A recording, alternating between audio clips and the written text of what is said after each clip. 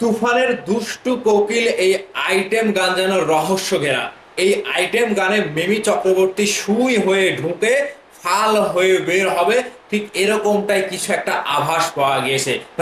আমি আগে বলছি তুফানের এই আইটেম গান দুষ্টু কোকিল আইটেম গানটি আবারও কাঁপাবে। আর এই গানটি কবে নাগাদ রিলিজ হবে এবং এই গানের ভেতরে আসলে মূল রহস্যটা কি, এটা নিয়ে একটু আলোচনা করবো। আপনারা পুরো ভিডিওটা দেখে যাবেন, ভিডিওটা শেয়ার করবেন। প্রথমেই চলে আসি শাকিব খানের তুফান সিনেমার ট্রেলার ঘিরে যেন একটা অস্থির ভাব কাজ করেছিল। পুরো ট্রেলারের মধ্যে আইটেম সংটি একটু কয়েক সেকেন্ড দেখানো হয়েছে, আর এই আইটেম সঙ্গে যেটা বোঝা যাচ্ছে শাকিব খানকে তুফানকে গ্রাস করতে মিমি চক্রবর্তী প্ল্যানিং করে এসে তুফানের কাছে এসে কিছু হাসিল করতে চায় এবং তুফানকে অ্যাটাক করতে চায়। সেই তুফান যেন আরো দ্বিগুণ গতিতে মিমি চক্রবর্তীকে গ্রাস করে ফেলে।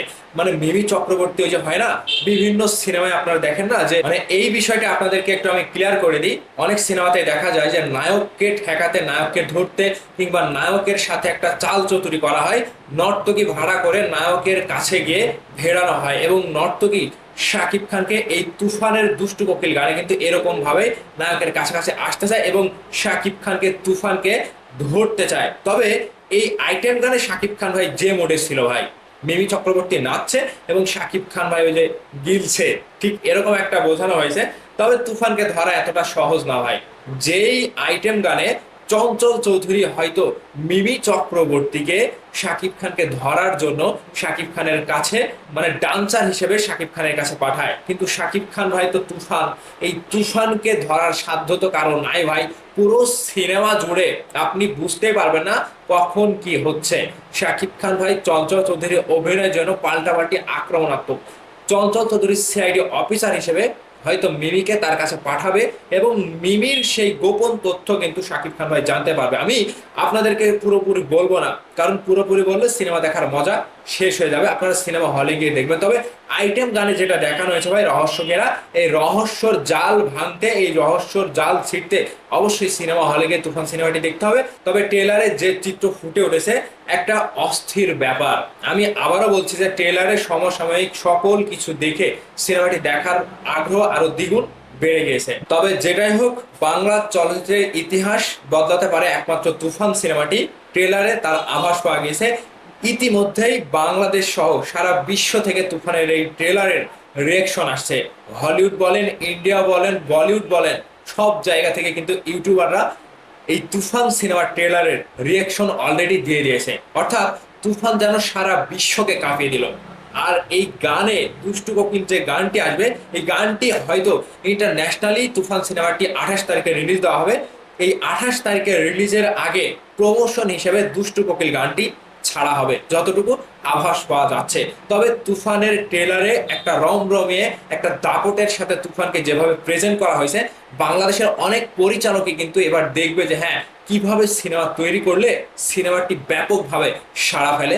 শাকিব খানকে আমরা এতদিন পর্যন্ত যেভাবে ব্যবহার করেছি, পরিচালক রায়হান রাফি তার উল্টো, মানে পুরোটাই উল্টিয়ে দিয়ে শাকিব খানকে তার মনের মতো করে একজন ডিরেক্টরের যে কারিশমা পরিচালক রায়হান রাফি তিনি দেখে এসেছে যে হ্যাঁ তুফান সিনেমাতে শাকিব খানকে যেভাবে প্রেজেন্ট করা হয়েছে, এর আগে বাংলাদেশের কোনো পরিচালক, কোনো প্রযোজক স্বপ্নেও ভাবতে পারেনি যে শাকিব খান কখনো এরকম ভাবে হাজির হবে তুফানের মতো একটা লুক দিয়ে। তো অনেকেই বলছিলেন যে তুফান সিনেমাটি নকল, কিংবা তুফান সিনেমাটি ইন্সপায়ারেশন থেকে করা, কিংবা তুফান সিনেমাটি বলিউডের কেজিএফ অ্যানিমেল থেকে ইন্সপায়ার হয়ে এই সিনেমাটি, তুফান সিনেমাটি পরিচালক রায়হান রাফি তৈরি করেছে।